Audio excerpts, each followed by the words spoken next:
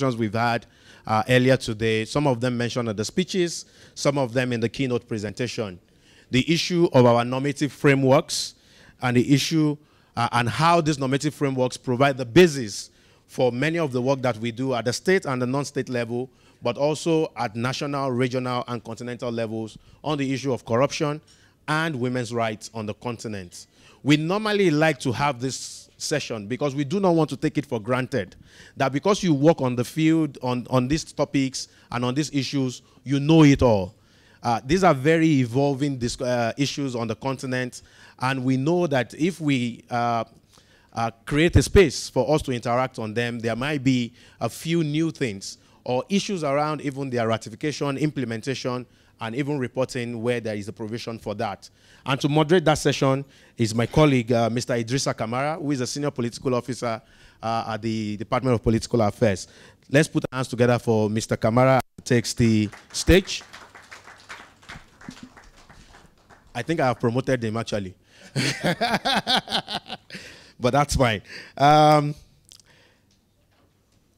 He will be joined on this panel by the Executive Secretary of the AU Advisory Board, Madam Charity Chimuya. Let's put our hands together for Madam Charity.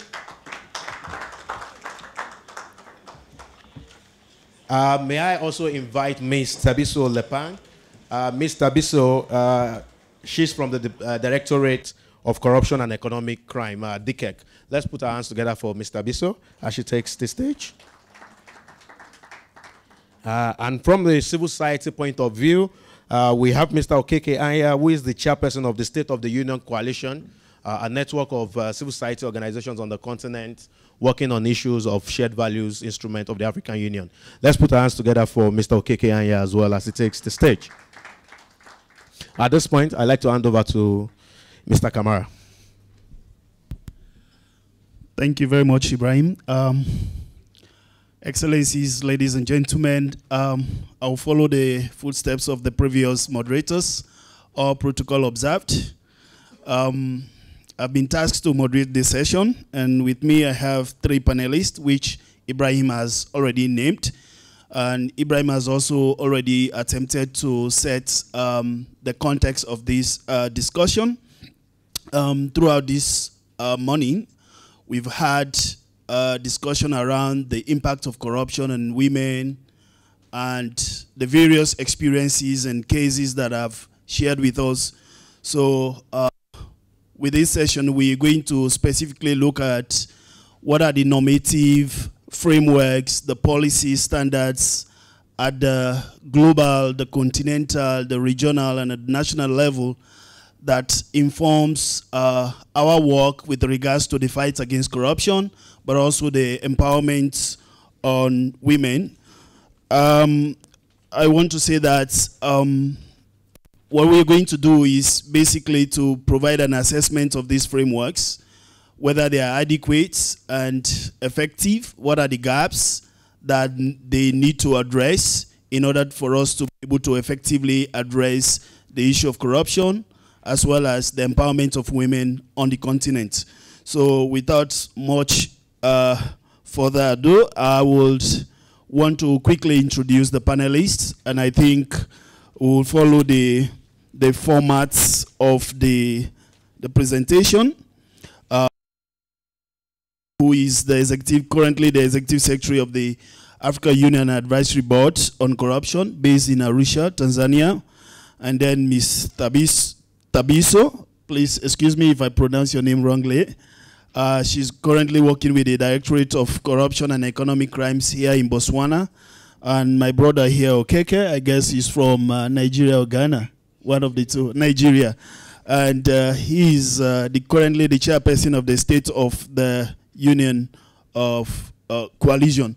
So basically, we have an hour as per the program. So I don't know, I will give you 7 minutes or 8 minutes so that we have enough time to interact with the plenary. And I'll go according to the agenda here. I will start with Madam Charity. Basically tell us both the theoretical and as well as the practical aspects of these normative frameworks, and also give us some concrete recommendations that we need to take from this session in terms of what needs to be done for these frameworks to help in the empowerment of women as well as in the fight against corruption. And of course, being the chief corruption crusader, we'll expect much from you. Thank you. Over to you.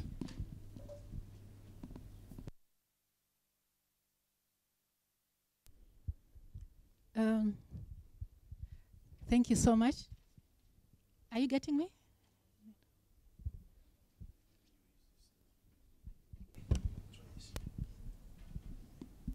Hello?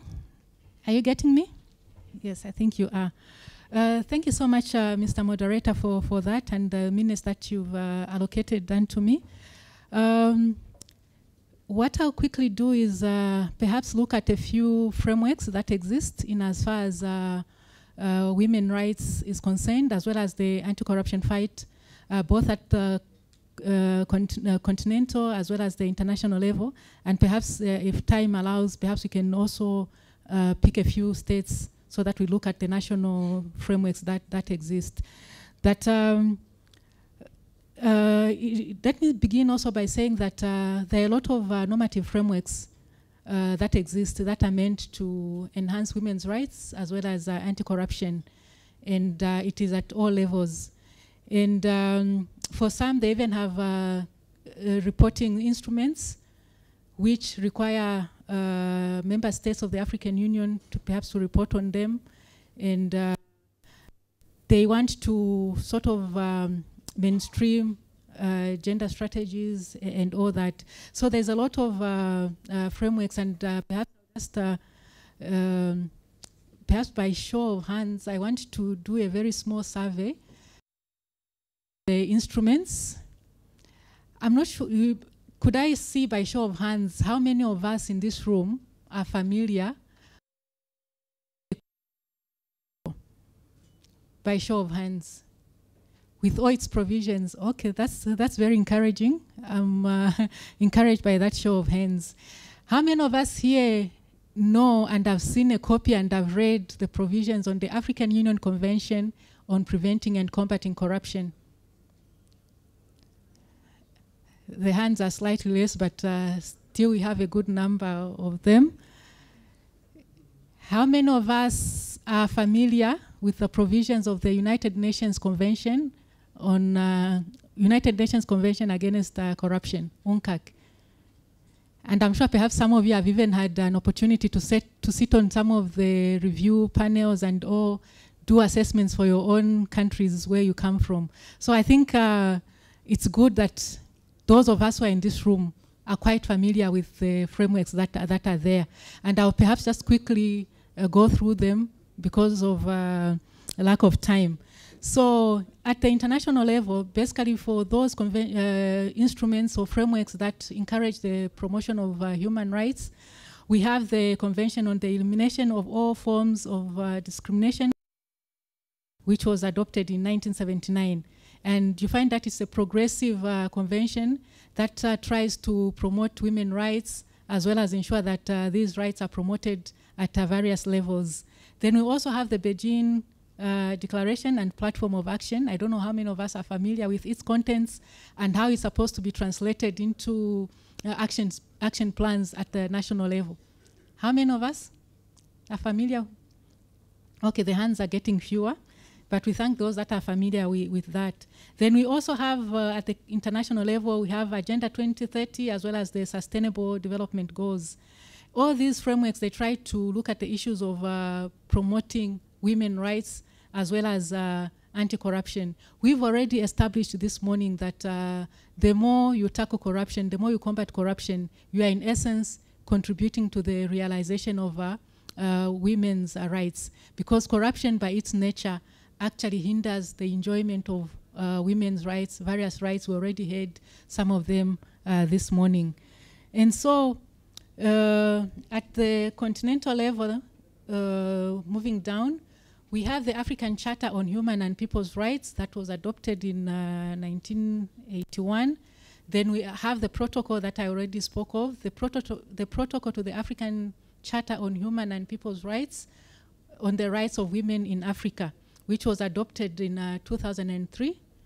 at the Maputo Protocol. And I think I'll dwell more on this one because most of the issues arise from there.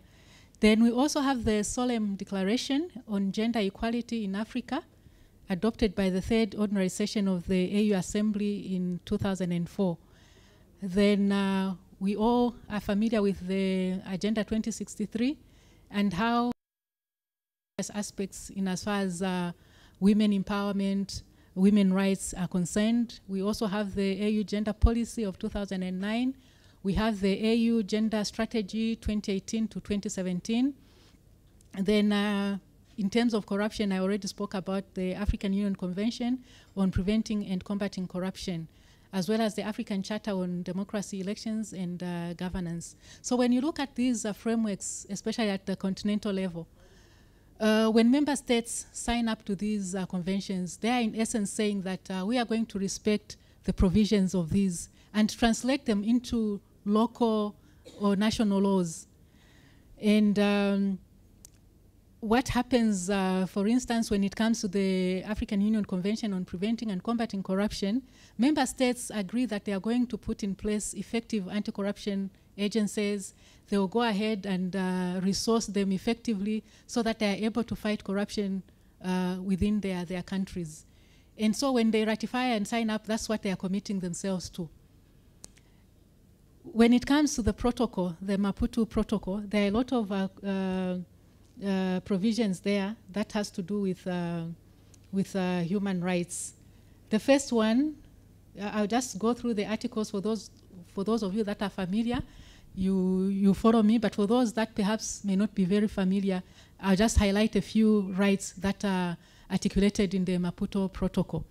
For instance, we have the right to dignity. As a woman, she is expected to be respected, and she has the right to dignity.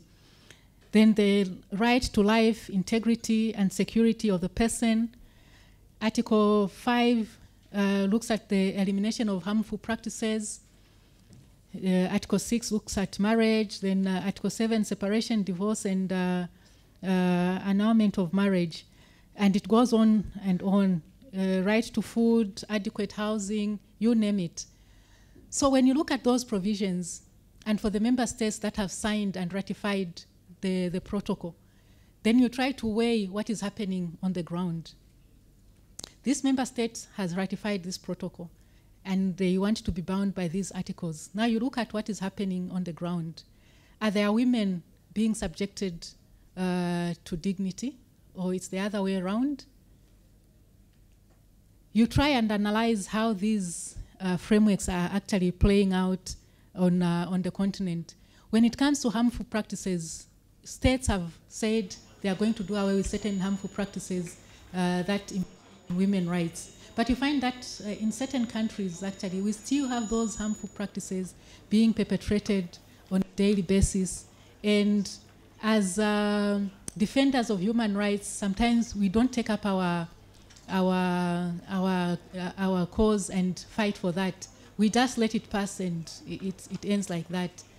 Most of these frameworks, actually, they also have behind them institutions that have been set up to ensure that they are followed up. For instance, when it comes to issues of anti-corruption, the African Union has set up the African Union Advisory Board on Corruption to be able to follow up on the implementation of the various recommendations. And we have an evaluation criteria that helps us when we go to a member state, to a state party to the convention. We look at the existing situation in each and every country that we go to, and we see how far that country is implementing the various provisions. And based on that, then we make certain recommendations to the Executive Council of the African Union and to the member state concerned, so that they are able to put in place certain remedial measures and all. It is the same with the African Commission on Human and People's Rights, which is the primary institution that deals perhaps with the protocol, the Maputo Protocol, as well as the African Charter on Human and People's Rights. They also have certain reporting guidelines that guide their work. so that when they go to a country that has ratified and signed the protocol, they look at the various provisions and see how best that country is implementing the provisions. They talk to various stakeholders, from state institutions to non-state actors and all that, so that they get a comprehensive view of how that framework is being implemented on the ground. We have all these frameworks, and if they're not being implemented effectively, then it is just as good as not having them. So it's quite key that actually the various institutions that have been put in place by the African Union at the continental level, as well as the national institutions that have been put in place, for instance, the national anti-corruption agencies that are mandated to combat corruption, the national human rights institutions in the various countries, it's quite key that they actually implement what they are supposed to be implementing, and only then will these normative frameworks actually have an impact on what we are doing. Because if they're not implemented, then we might as well not have them. So there are all these frameworks that try to give meaning and expression to the various provisions that our heads of states have signed up to, the commitments and all. And it's quite key as stakeholders, as participants, to be able to, sorry about this wardrobe malfunction, let me just put it down. Yeah, so it's quite key that as people who are gathered in this room, we should know and appreciate the various provisions that are provided for in these frameworks. Only then will we be able to actually hold our governments accountable, hold our institutions accountable to the frameworks they've themselves signed up to and should be implementing in their various countries. So I think we should make it a point from here that we begin to take a keen interest on some of these protocols. At the regional level also, we have certain protocols. Those of you that are from the East African community, we have the East African Community Equity Bill of 2015, as well as the gender policy. SADC, we have the SADC gender protocol. Then we also have the ECOWAS gender protocol. And a lot of other protocols. COMESA also, they have a gender strategy. IGAD, they have a gender strategy and implementation plan for the period 2016 to 2020. And SADC also, they have the SADC protocol against corruption. Now, like I've already indicated, it's all good to have these frameworks. And when you look at them, when you analyze them, they are very, very progressive, extremely. Now, the major challenge, I think, comes in whether they're having the desired impact on the people on the ground. How is the Maputo Protocol having an impact on that girl in the village who's been told to marry at an age of 13, even before they become a woman? And meanwhile, we have gender activists and we have defenders of human rights, and they're not doing anything about that girl child in the village. Then it means the frameworks are not really having the desired impact on our work as human rights defenders, as promoters of good governance and all. So that's why it's key actually, and I think this aspect was also given by the ambassador to Ghana, the issue of education, dissemination of the various normative frameworks that we have. I think as a key policy recommendation, we should ensure that these frameworks are not just discussed in such a room and we forget about it once we leave this gender forum, but they should inspire us to act when we see certain wrongs that are being perpetrated in our various communities. We should ensure that our knowledge of these frameworks, the information we are getting from the experts in this room, will translate into concrete actions on the ground. When we see something that is amiss, we should be able to refer back to the protocols and say, hold certain states accountable to say, you signed up to this protocol, but meanwhile, the harmful practices against women, they are ongoing. Child marriages are the order of the day, and we are seated there and it doesn't bother us. Meanwhile, we have these frameworks and all. I think we need to ensure that these frameworks are disseminated, people are educated on them, and the implications for the states that have ratified to them. And for those that have not ratified some of these key frameworks and conventions, I think it's quite key. It shows your commitment as a state that you are committed indeed to some of these frameworks that have been elaborated at the international as well as the continental and regional levels. For instance, when it comes to the Maputo Protocol right now, I think only 36 member states out of the 55 African Union states have signed up, have ratified the convention. And you as human rights defenders in your countries, if your country has not ratified, you should put pressure on your government to be able to ratify, and not only ratify, but go further and domesticate and implement the various provisions. When it comes to the anti-corruption, the African Union Convention on Preventing and Combating Corruption that the AUABC is supposed to oversee in its implementation. At the moment, we have 40 state parties to the convention out of the 55 member states. Where are the other 15 member states of the AU? Why are they not signing the convention? Meanwhile, if you sign up to the convention and ratify it, you find that we move together. Those countries that are not doing too well in the anti-corruption fight, when you sign up, it brings you within the ambit of the African Union Advisory Board on Corruption, and you'll be able to gain and learn from what other countries are doing. I was very interested when the director was looking at the perception index by TI, and I don't know whether it's by coincidence or what, but the 5 countries that the director talked about, they have not ratified in the bottom of the CPI, the Corruption Perception Index. They have not ratified the African Union Convention on Preventing and Combating Corruption. And I would want to encourage and urge them to come to the fore of Brotherhood of Nations in as far as fighting corruption is concerned. Then it gives us as the board to be able to go to these various countries, look at their anti-corruption infrastructure, and advise where there's need to make certain remedial actions. And as a continental body, I don't think we'd want to leave anyone behind. We are not in the habit of perhaps ranking nations and all, but what we want to do is to be able to look at the best practices in some of the best performing countries and then have those replicated in these other countries. And I think that way together we can move forward as a continent and win the fight against corruption, as we also contribute to the promotion of and protection of women's rights. So I think for now, this is where I want to end. But it's key actually to ratify some of these normative frameworks. There are a lot of them, and there are gender experts in here who've taken time to study these frameworks for a long time. I think if time allows, even over lunch, the conversation can go further.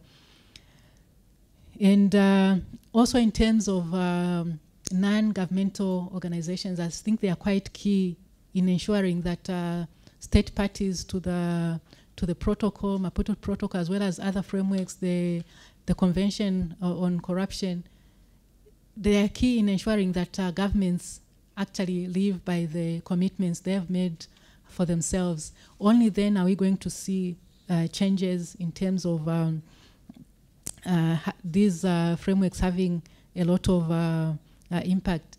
In terms of the actual frameworks, actually, as I quickly conclude, you find that, like I indicated earlier, they are very, very progressive. They have very good mechanisms, which, if followed, could move the continent miles ahead in as far as fighting corruption, promoting women's rights are concerned. But the implementation, I think, is lacking. There are, of course, certain countries that are doing very well, and we know them. Some of them, even in terms of gender parity in their parliaments and all, they have been able to reach that. But for others, they are lagging behind. And like I've indicated, we want to move together as a continent to ensure that we are at the same level in as far as these issues are concerned. Thank you so much. Let me end there for now. Okay.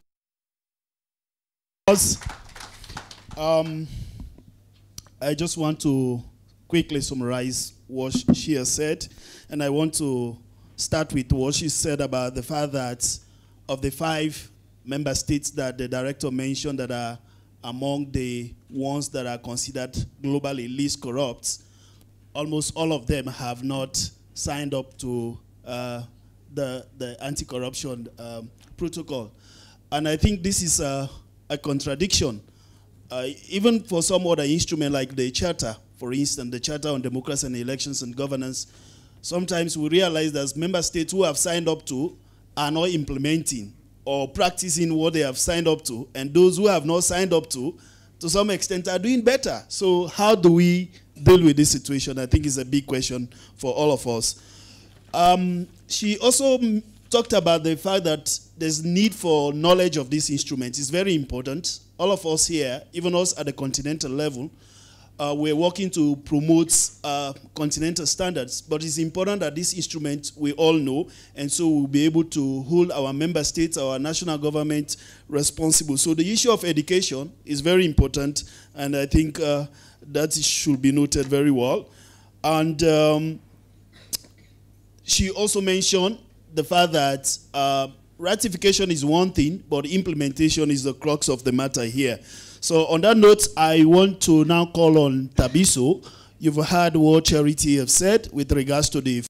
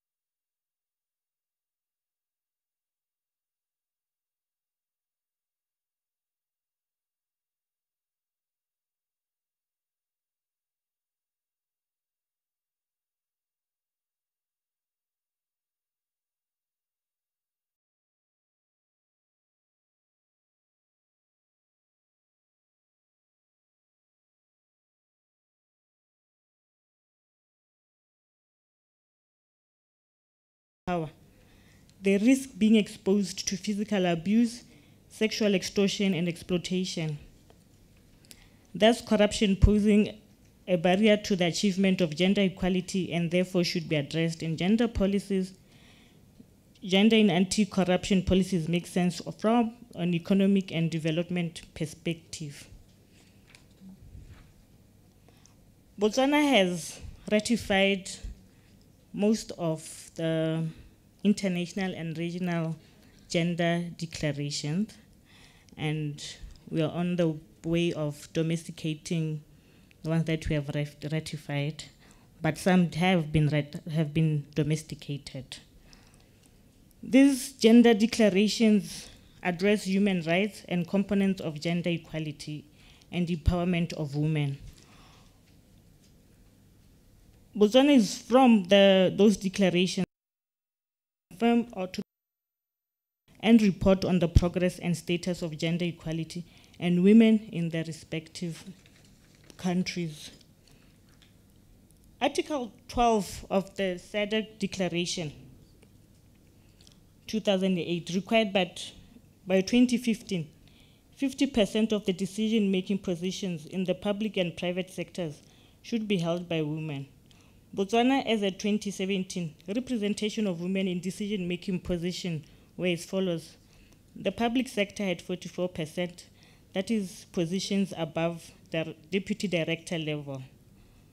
26.9% were held by parastatals, 45% was civil society, 21.3% was in the private sector. In our government previously, our Attorney General, Director of Public Service Management, Ombudsman, and the Directorate on Corruption and Economic Crime were led by women. And the Speaker of the National Assembly was, and currently still, a woman. These are positions deemed to be of the highest level officers. We do admit that there are some obstacles that could inhibit women from participating in leadership and decision-making positions in Botswana. These obstacles include cultural stereotypes, attitudes, practices, norms, and discriminatory laws. Women's disproportional heavy burdens in production and reproductive roles, as well as limited financial resources. A corrupt legal system reinforces existing gender discrimination in many countries. Women's civil rights are grossly unfair with regard to marriage, divorce, family law, child custody, financial independence, and inheritance and property rights. Often they have no ability to make decisions without the consent of a male relative. However, with the abolition of the marital power, women now married in community of property have equal rights to their counterparts. What else have I left out? Corruption in Botswana knows no gender. Women are affected by corruption in different ways and are subjects and objects of different corrupt practices. Corruption tends to exacerbate gender inequalities. So we need to put in place effective strategies to combat corruption and to achieve a sustainable development.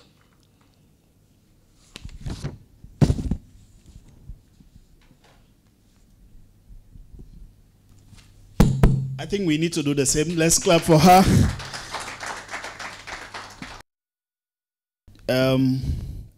Tabiso, and she spoke about the fact that a corrupt legal system reinforces the violation of women's rights and the need to put effective strategies in place to ensure that corruption is addressed and women's empowerment is taken forward. I think we'll come back to you to concretely share with us, because Botswana has been ranked one of the least corrupt on the continent. What are some of the concrete things that needs to do with vis-a-vis the legal framework that you spoke about? But that will not turn on to my brother here, Mr. Okeke. As you've heard your colleagues, Ms. Charity focused more on the continental and the global instrument, and she spoke more at the national level. So if you can focus more on the regional instruments that are in place, we want to know how these instruments, whether they, in fact, they are adequate, they're effective, what needs to be done to address the gaps that are in this instrument so that we'll be able to effectively handle the issue of corruption and the empowerment of women or the protection of women's rights on the continent. Okay. Thank you so much, Mr. Moderator. I just want to first explain what we do in the State of the Union Coalition. Our work in SOTU is to engage African Union, African countries to ensure that they sign on to ratify and in some cases domesticate and implement African Union instruments. And we took off by looking at 14 key instruments, of which the anti-corruption instrument is one, and the Maputo Protocol another. We work in Nigeria, Senegal, Ghana, Cameroon, Rwanda, Malawi, South Africa, Mozambique, Kenya, and Tunisia. The good thing is that all these countries have their anti-corruption agencies.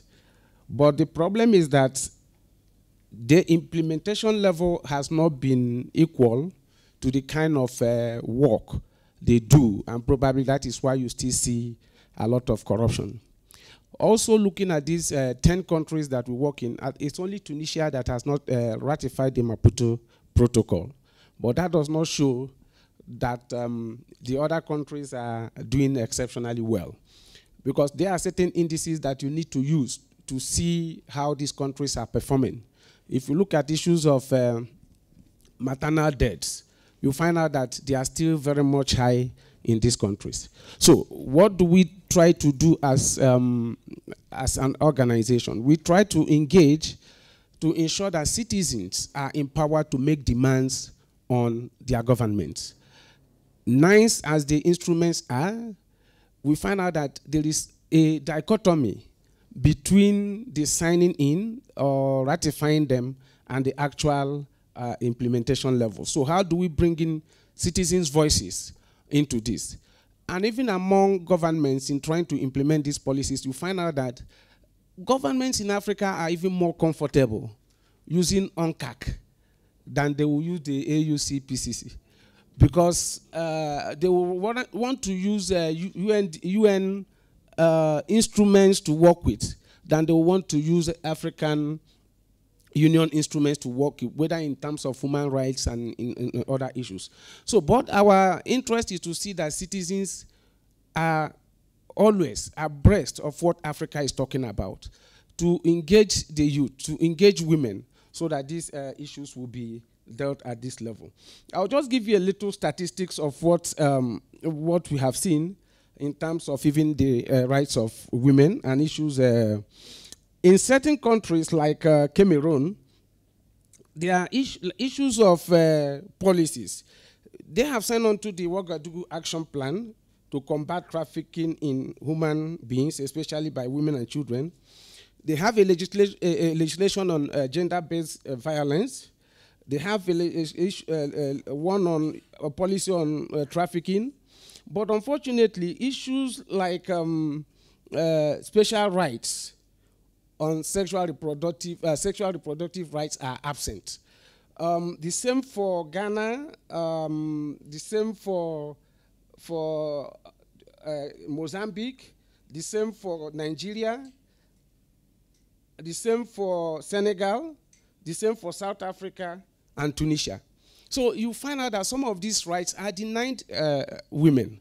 There are also rights of marital rape.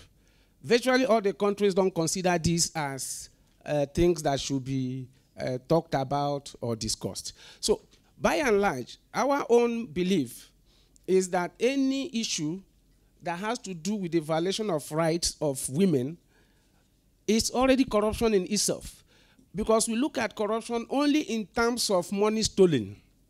We don't look at it in terms of how people are treated, how people, when maybe if a woman, I think it was recently, for instance, in Nigeria, women are not allowed to bail people that were incarcerated. You cannot go and bail. Until recently, it was changed. There was even a time that if you need to have an international passport, you need to go and get approval from your husband to give you the right to become a citizen. And so some of these things are out there, which we feel that you don't deal with, because funny enough, women can still get those things. But you need to now either bribe your way through, which makes it more difficult for you as a citizen to be at that equal level and participate at a certain level with other men. So our interest is to see that we engage citizens to understand some of these instruments, especially from the African perspective, so that Africans would now begin to own whatever things they have, agreed on, and our government can also begin to implement this thing through the effort of citizens. So by and large, these are the kind of work we do, and like I said, we are engaged in 10 countries. We hope to expand, but definitely we have found out also that civil society engagement is quite difficult. Like forming coalitions among civil society is actually very difficult. A lot of competition and the rest of them. But I think we need to get it right, bring citizens to fully understand some of the things we work on, not at this particular level, but at their own level to understand it. This is the only time they can now begin to push for change. Thank you. Thank you very much. So it's now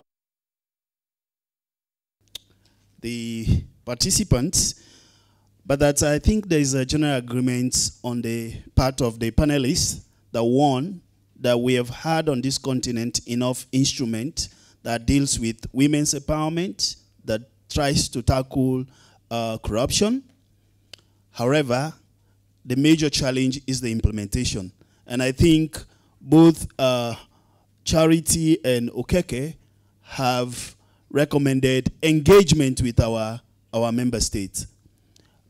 Awareness around this instrument so that as civil society organizations, but also even as continental bodies, will be able to push our member states who have signed up to this instrument to be able to ratify and domesticate this instrument. So with this quick summary on what they have said, I will now ask you to make your own comments or questions to the panelists or among yourselves.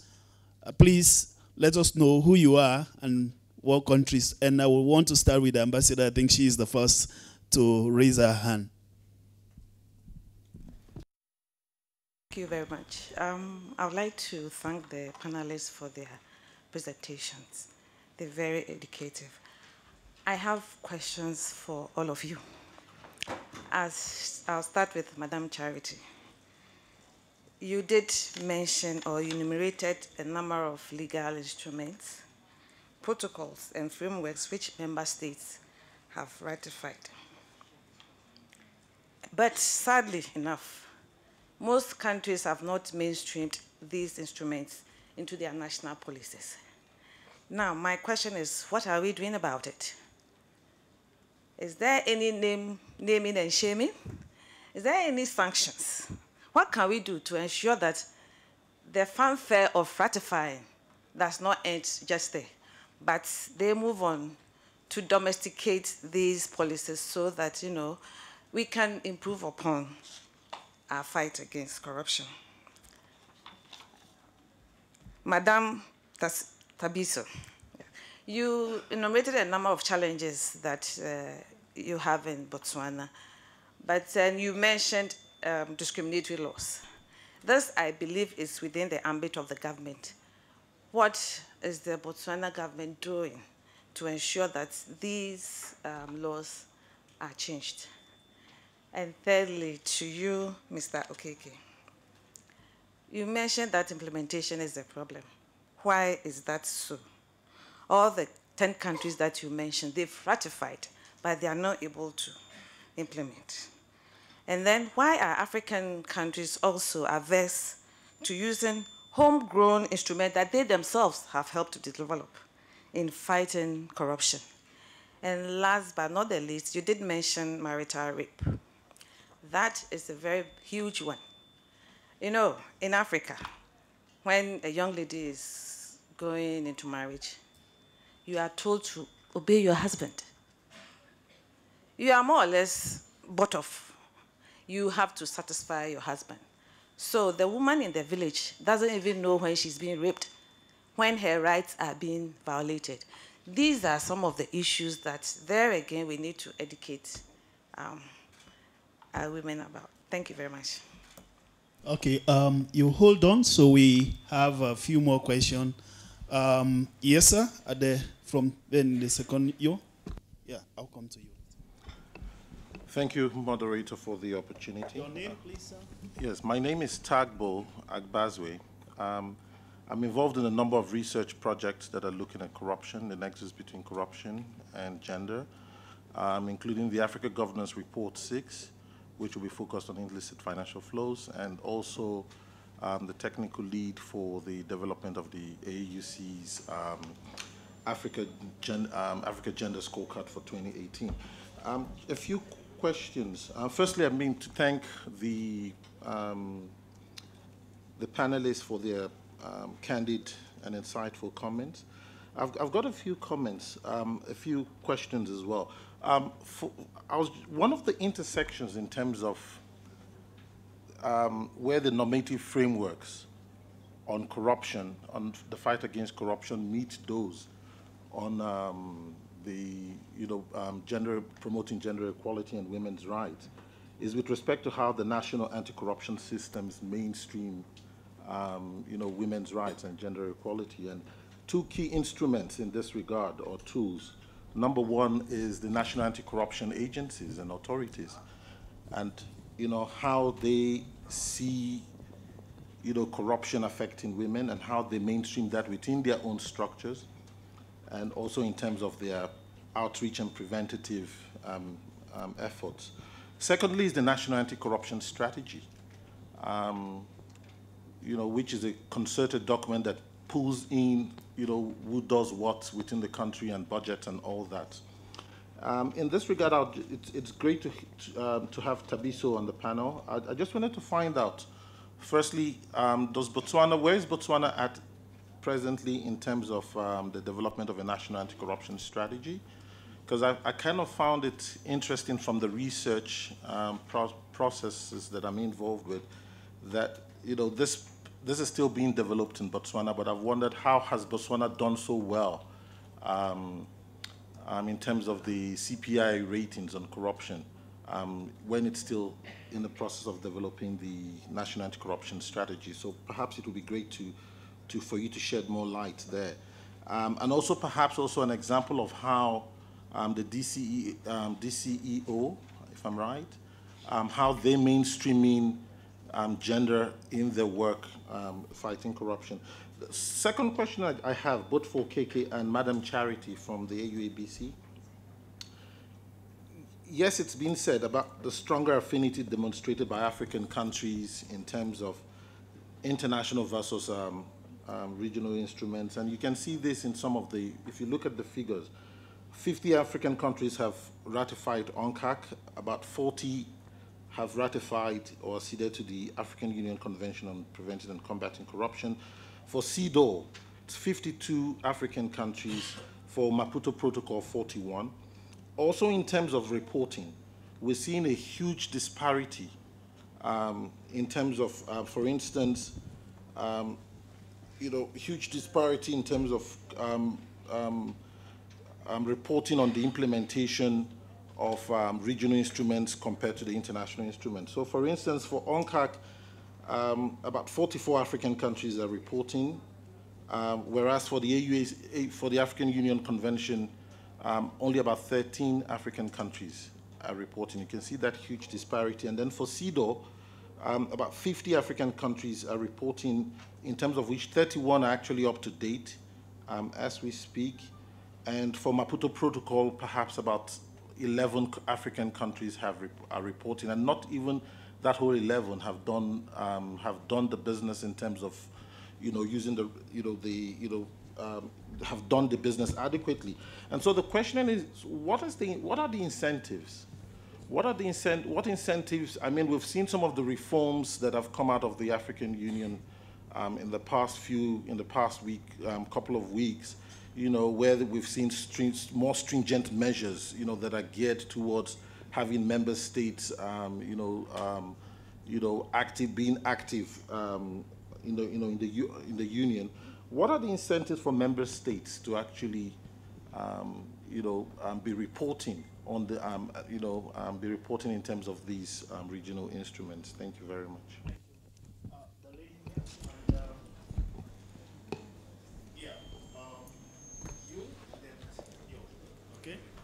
Good morning. My name's, that's loud. My name's Crystal Simeone with Femnet. I have two questions. The first is linked to the last question and to the AU Advisory Board. The Maputo Protocol is the most progressive framework that we have for Africa globally. It far outshines CEDAW. It is ours, it speaks to our priorities, it speaks to our lives.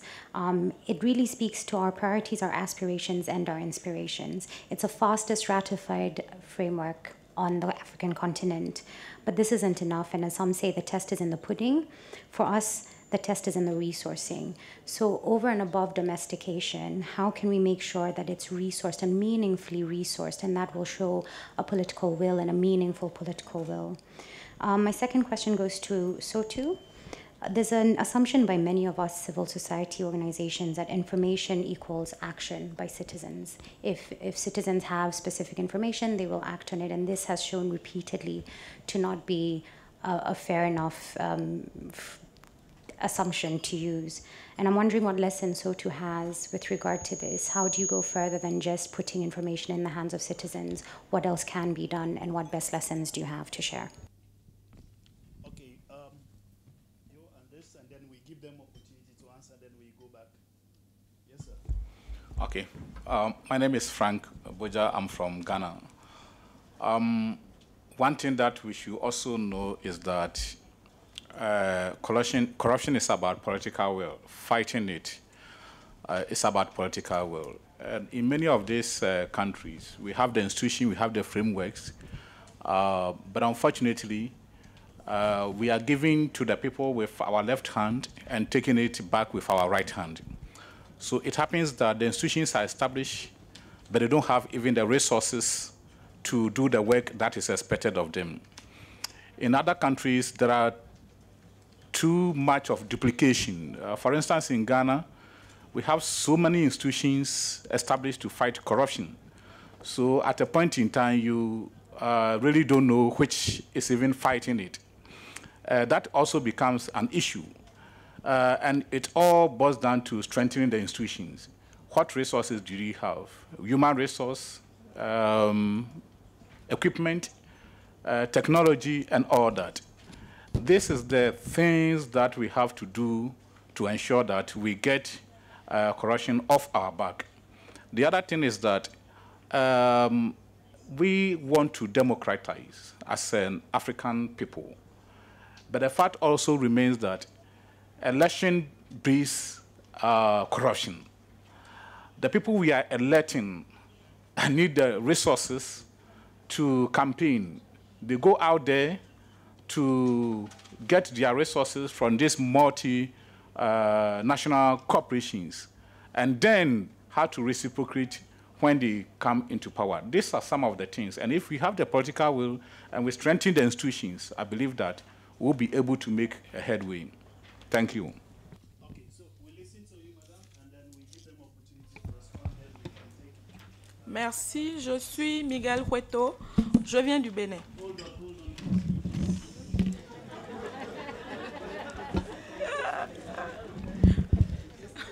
Yes. You ready, panelists? Are you ready? It's on. You can hear? No, I've not had anything. No, she's now ready to speak. Okay, go ahead. Je me répète donc, je suis Miguel Hueto, je viens du Bénin. Nous avons parlé tout à l'heure des différents tests qui existent. Il y en a à foison, nous l'avons vu. Et la question principale, c'est de savoir pourquoi ça ne bouge pas malgré tout cet arsenal que nous avons. Et nous pensons qu'une alternative serait d'éduquer les populations aux droits humains. Et je pense que c'est l'un de nos rôles en tant qu'activistes, en tant que défenseurs des droits humains, de faire en sorte que les populations aient l'information.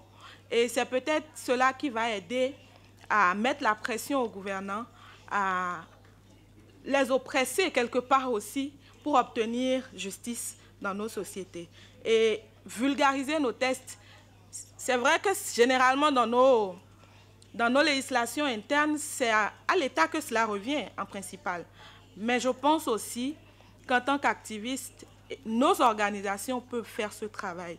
Ce sera peut-être ça la contribution de nous, participants ici, quand nous rentrerons chez nous, pour peut-être faire avancer les lignes. En tout cas, c'est l'espoir que nous voulons avoir et c'est l'engagement aussi que quelque part nous avons envie de prendre. Merci.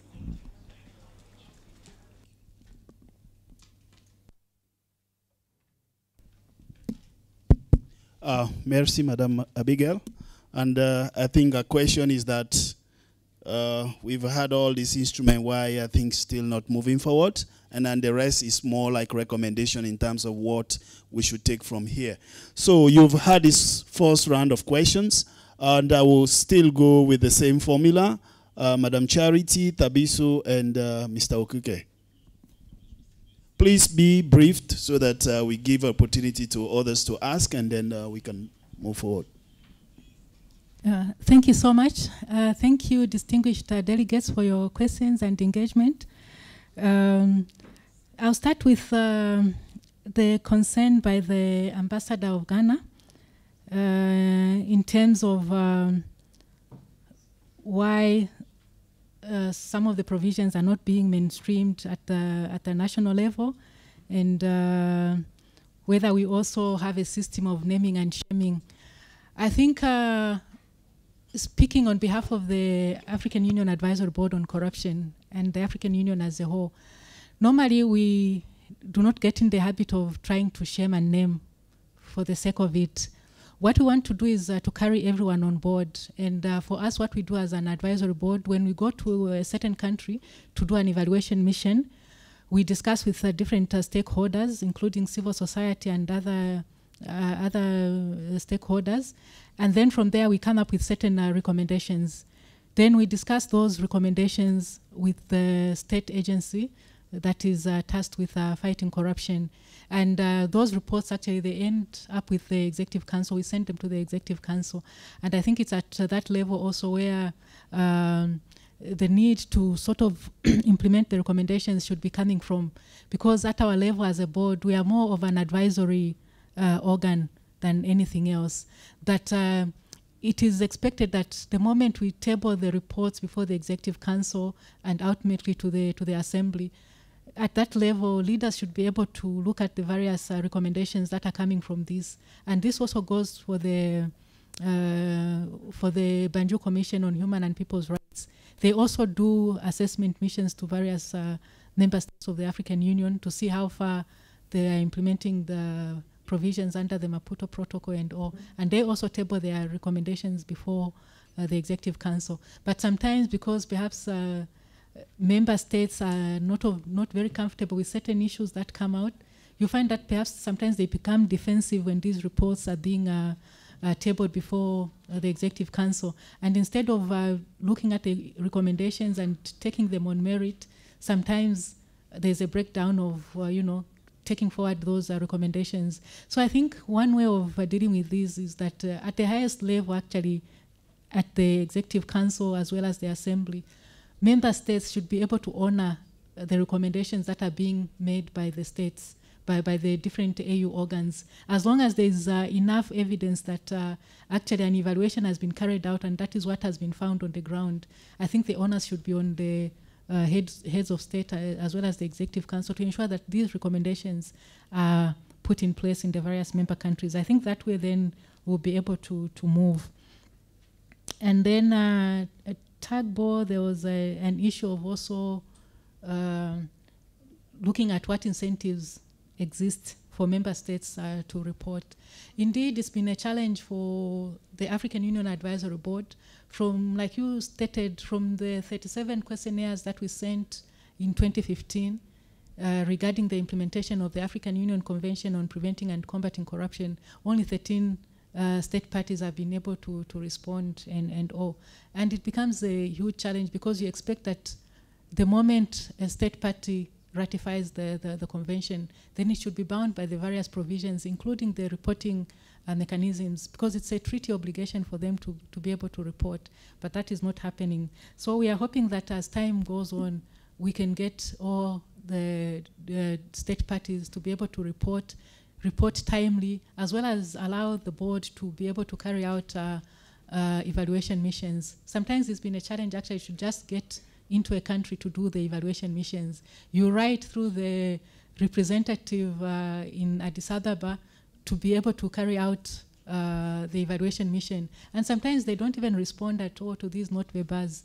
So as a board, as an advisory board, you are left with no option but to just sit in your corner and hope that with time, member states will be able to sort of honor their various obligations, allow you to carry out an evaluation missions.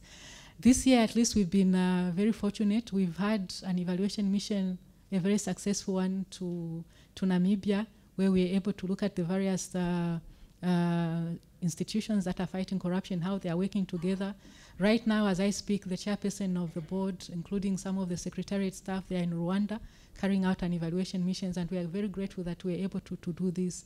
And Algeria also, we should be going there anytime soon to be able to carry out the evaluation missions. But it's been difficult for other countries to be able to actually go there, including for advocacy missions. For those 15 that have not ratified, we have written to a number of them to be able to go out and lobby for the ratification of the convention, but we have not been allowed to do that.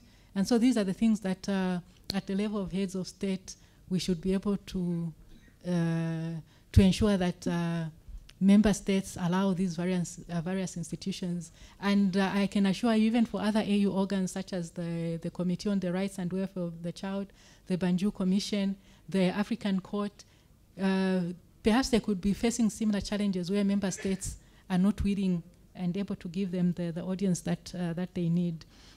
But I think the value lies in the fact that when we carry out certain evaluation missions, we are able to also we are not just looking at the challenges, but we're also looking at the best practices that are existing in some of these countries. And the more you allow us to do that, then we have a platform from which to tell other member states of what you're doing as a nation, to showcase that. And I think that should be a contribution, an incentive that should compel member states to be able to allow us to go to their countries. And then there was an issue of resourcing that the lady from Femnet had raised, and I think it ties on in also with Frank from Ghana. He talked of resources and all. When it comes, for instance, to the resourcing anti-corruption agencies within the different countries, in the summit that was held in July, there was a declaration that was done by the heads of state where they recommitted themselves to and asked member states of the African Union to fund the various national anti-corruption agencies effectively for them to carry out their work, to give them the independence that they need to sort of investigate even the big fish and all that. So in terms of the commitments, I think from the highest tone they've been set. So I think again the onus remains on the various national anti-corruption agencies to be able to claim the space that has been given to them, request for resources. And I see here we have a member of parliament from Zimbabwe. Your role as perhaps as MPs would be to ensure that when the national budget is being debated and all, you have put in place enough resources for the anti-corruption drive, for the Maputo Protocol and all. I think that way we are going to help each other, as well as the fact that citizens, let's begin to demand for some of these things. Because I think as citizens, as NGOs, there are certain things that you can demand of governments that perhaps state institutions themselves cannot be able to do so. So let's ride on our respective strengths to be able to ensure that there is enough resourcing for the various frameworks that we've set for ourselves as a continent. I think the lady from Benin, it was more of a comment on the need to actually disseminate the various provisions, ensure that there's education, everyone is at the same level, and that way we ensure that we are speaking the same language, we are able to hold governments accountable because we know the frameworks which they have signed up to. Thank you so much. Thank you for your questions. The first one was from the ambassador. What is Botswana government doing to change discriminatory laws? The Botswana government continues to engage civil society, both at national and international levels, to do away with these discriminatory laws. The start, you could see, like I mentioned in my presentation, that the abolition of the marital power. It was done away with to give equal rights to the spouses married in community of property. The land rights, where we used to have only the male counterparts being able to be allocated land. Today, women can apply and be allocated land in her own right. So I believe Botswana is an ongoing process, and it's progressively going to change such discriminatory laws. And I don't think that there are a lot anymore. The second question was the National Anti-Corruption Policy. How far are we with it? Okay, my colleague says we'll take it, Mr. Katol. Okay, let me go to DCEC, mainstreaming gender issues. Our act likes to be straight on gender issues, the offenses. Our offenses on gender are referred to other institutions that deal with such, but not that we don't deal with gender issues. Like corruption, it's difficult to investigate and find out because it's things that are done outside the eyes, what the eyes meet. So with the lack of having a section that's going to deal with gender issues in our act, particularly, it's going to be difficult for us.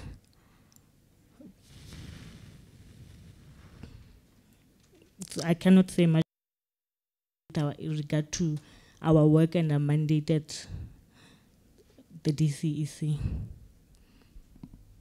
Thank you. Yeah. Okay, thank you so much, moderator. Let me start with Her Excellency Ambassador's question. Why is implementation difficult in Africa? I think I can generally say it is because of what we are discussing here, corruption. But by and large, implementation is always difficult because most of the time you find out that the resources to deal with these issues are not there. But when they are there, these resources are wasted. So you find implementation of these instruments very difficult. The other one is also issue of prioritizing. Politicians in Africa don't necessarily want to focus on social issues because these social issues may not win them the next election.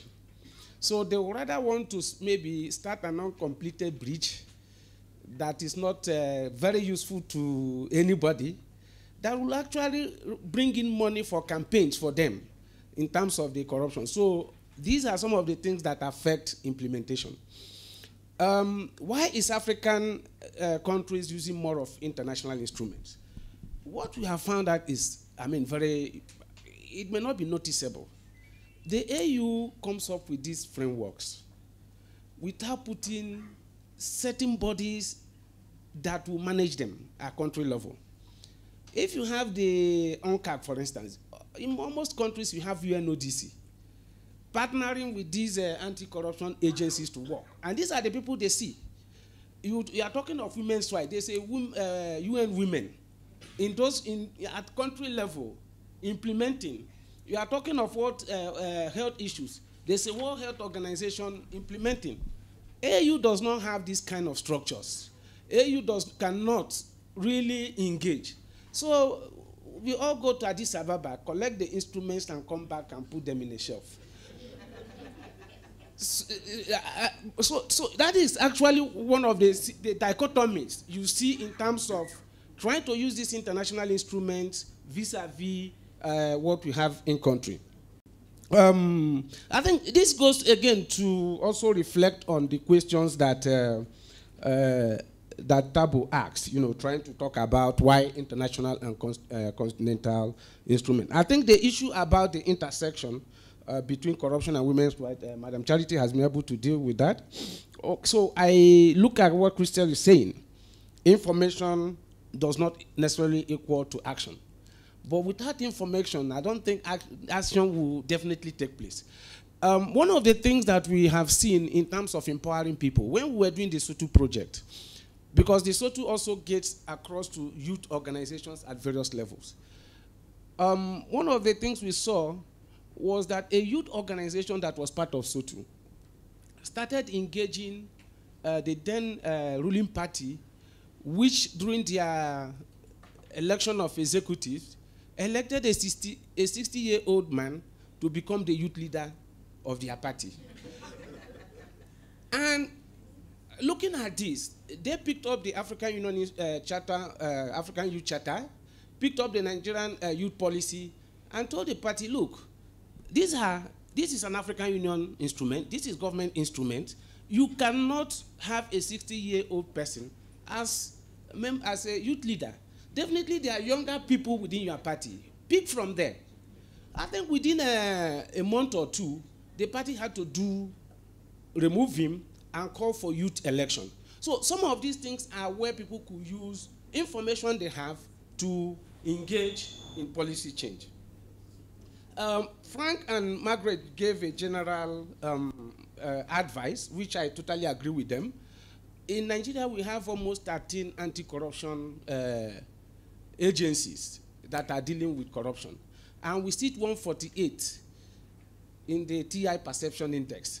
So, I mean, and these are issues of you duplicate these institutions. They are busy fighting for resources. They are not sharing information and so on. Although we now have a national corruption strategy, which we hope will try to bring all these institutions together and for them to begin to share information and begin to work in a better way. So these things are so overlapping because you have these institutions and they are not really delivering on the people's mandate.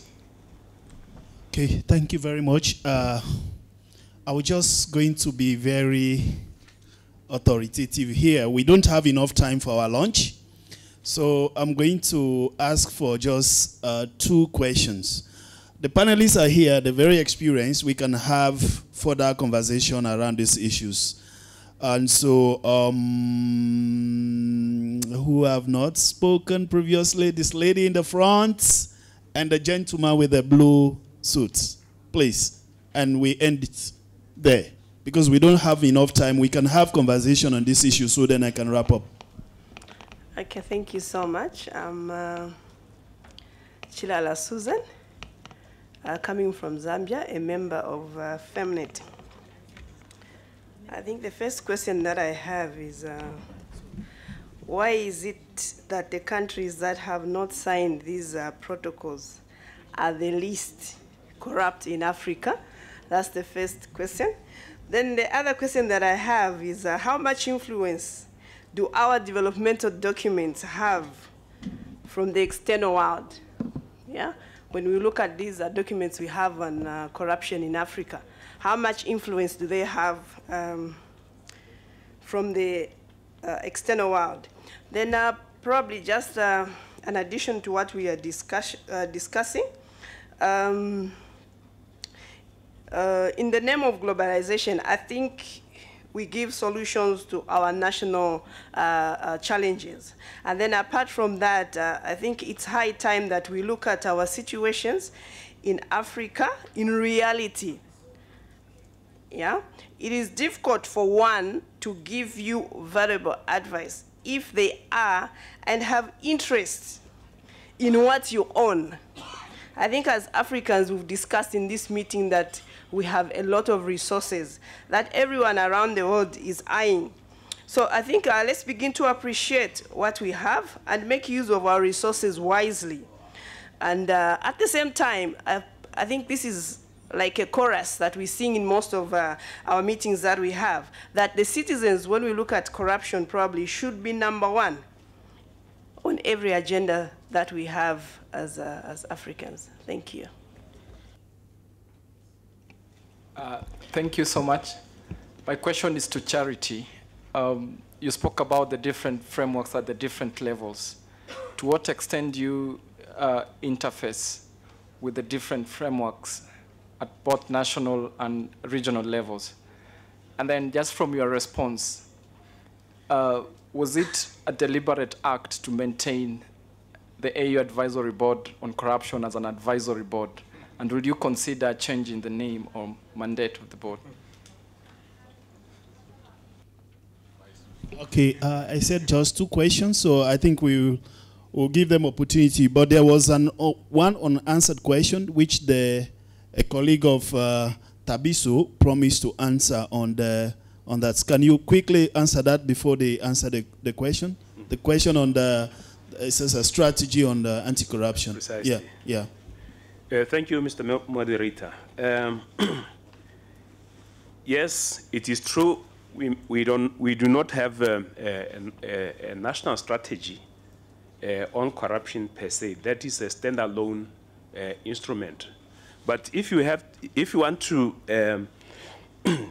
see our strategy, you have to visit our national Vision 2036, because it talks precisely about combating corruption, and there are some initiatives that have actually been infused at the highest level, at the strategic level, to combat corruption. Like, for instance, issues of accountability across all leaders at all levels, both in the public and private sector. And also that you have to revisit our previous national vision, Vision 2016. The emphasis was on open, democratic, and accountable nation, which again is still being progressed even in the current national strategy. So I just wanted to clarify that. So it is quite clear about issues of corruption in the Vision 2036. Thank you, Thank sir. you very much for being brief. I think you're okay with the response, and you can have a further conversation. So 2 questions. The first one I think is general, not specific to anybody. And the lady asked that, to what extent are some of our frameworks being influenced by outsiders? And I think this is a serious concern. And this is also why in the AU, the ongoing reform tries to answer that question. Because when our programs are largely being funded by external partners, there's a tendency that our citizens, our member state, perceive some of these activities as being driven by these external funders. So part of the answer is the ongoing reform, which aims to ensure that we ourselves fund our own programs and activity so that we own them. But I will leave especially Charity and Okeke to respond to that first question. The second question was very specific to Charity. Will you mind changing from an advisory status to what status that you envisage to address the issue of corruption on the continent? Okay, thank you. Yeah, so Okeke can help that first. Okay.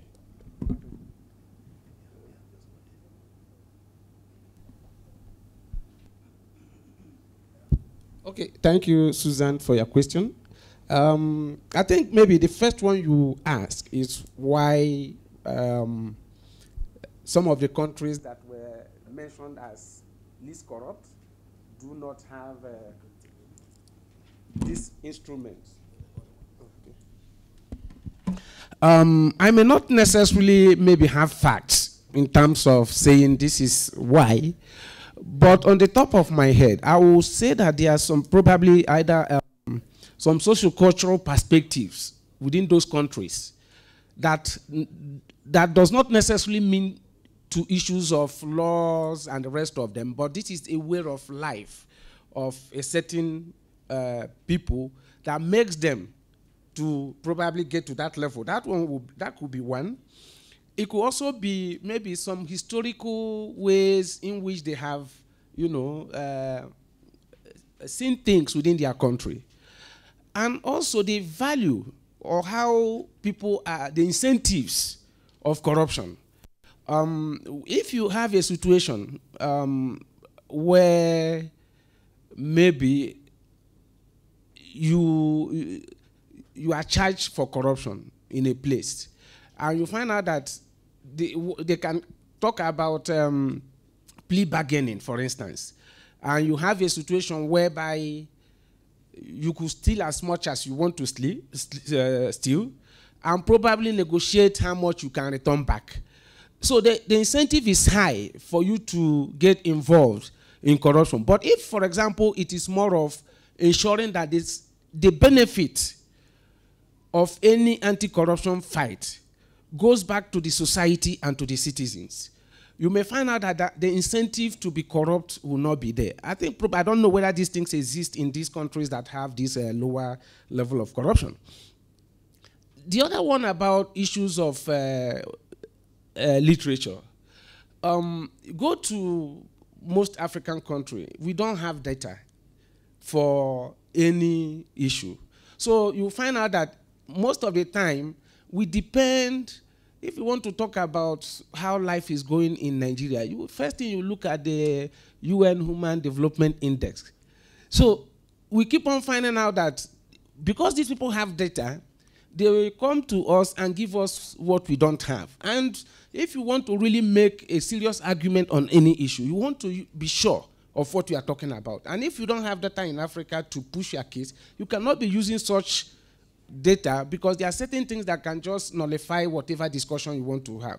Until we begin to have where we trust our data and the rest of them, we may find out that we'll continue to base whatever information we want to use on international standards or international things coming out of other places than Africa. Thank you.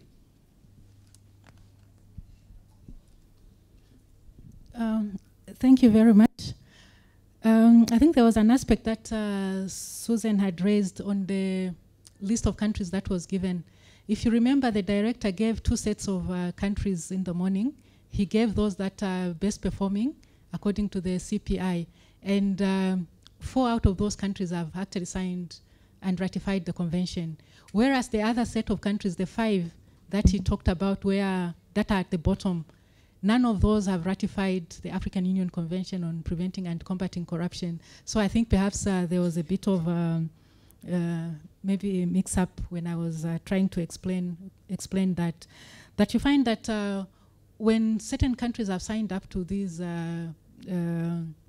frameworks, they are put on the spot to ensure that certain provisions are put in place so that they comply with what they've signed up to. And I think that is quite key, because if you've signed up to something, you must be ready to put in place certain resources, laws to ensure that you implement those frameworks. And on that note, actually, I'll keep emphasizing that for those countries that have not yet ratified the African Union Convention on Preventing and Combating Corruption, as well as other frameworks that have a bearing on issues of women rights, we should go ahead and ratify them, so that from there then we can move. There are some of them that have not ratified to any of these and are doing perhaps well in certain areas. So the more we bring them to the family of nations that have ratified, then we can be able to look at what they are doing best, so that other nations then can also learn from them. So I think I would still encourage everyone to be able to do that. Then in terms of our interface with these various frameworks and institutions, just to indicate actually as we are gathered in this pre-forum, it's being convened under the auspices of the African Governance Architecture, which is a platform. There's a platform of various institutions who are tasked with looking at these different frameworks. So to that extent, there's an attempt to sort of work together, collaborate, build synergies where our various mandates meet, as well as perhaps when we are lobbying for certain ratification. If I go to a certain country, I don't just lobby for the ratification of the AU Convention on Preventing and Combating Corruption, but I go on to talk of other frameworks. And my colleagues in other institutions, the Banjul Commission, the court, the Committee on the Committee of Experts on the Rights and welfare of the child, they also do the same. So there's an attempt actually to work together, but like always, no matter how good you are at collaborating and working together, I think there's always room for improvement. And this, the high-level dialogue that we are going to have, as well as this gender pre-forum, it's an aspect that shows that we are trying to work together as much as possible. The regional economic communities, SADC, COMESA, ECOWAS, they are also part and parcel of the African governance platform. So to that extent, we try as much as possible to sort of interface and work together. And then when it comes to perhaps the name change and all, just to indicate that actually there's a move, the member states have said we should change our name, but not in terms of advisory, in terms of the mandate and all. And in terms of the mandate, I think it's sufficient the way it is. We are just supposed to sort of coordinate the various activities that different stakeholders are doing across the continent. The actual implementation should lie with the different national anti-corruption agencies, actually. Ours should be able to liaise and be able to pick the best practices, and then based on that, we are able to advise other governments on that. And in terms of perhaps changing the mandate and all, in the current setup, as a very small office, we wouldn't want to perhaps like take on more than what we can chew.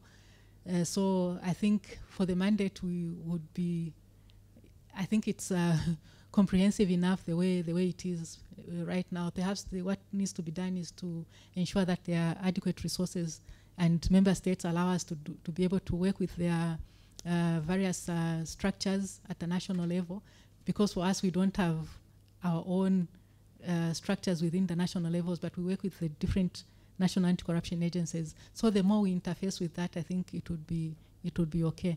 Thank you so much. Okay, let's now give them a very big for their excellent presentation. And my job is just now to conclude. And in doing so, I will just try to recap quickly what is the take from this presentation.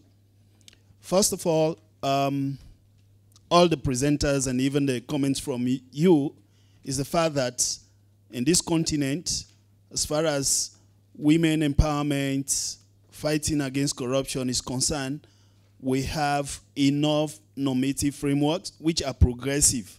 However, the challenge is the implementation. We all agree on that. Then secondly, how do we address the challenge around implementation? Some suggested on the issue of incentives. There's a need for more incentives to ensure that our member states don't just sign up or ratify, but they also domesticate the instruments so that we will be able to hold them to account. And there's also an agreement on the issue of resourcing, that without sufficient resourcing, whether financial or human or technology, that we will not be able to see these instruments being put into practice. And the third one was on the issue of information and education. And I think from the very beginning, when Charity asked how many of you know about these instruments, as she continues to highlight some of the instruments, the number goes down. So meaning that as activists, we need to do more in understanding some of these instruments, and so that we'll be able to propagate them. But I want to add, this morning, it was very clear that there is a link between corruption and the violation of human rights. So with regards to normative framework, I would want to say also that there is a link between the normative framework on corruption and a normative framework on women. So it means that as activists, you should be able to work together. For those of you who work solely on corruption and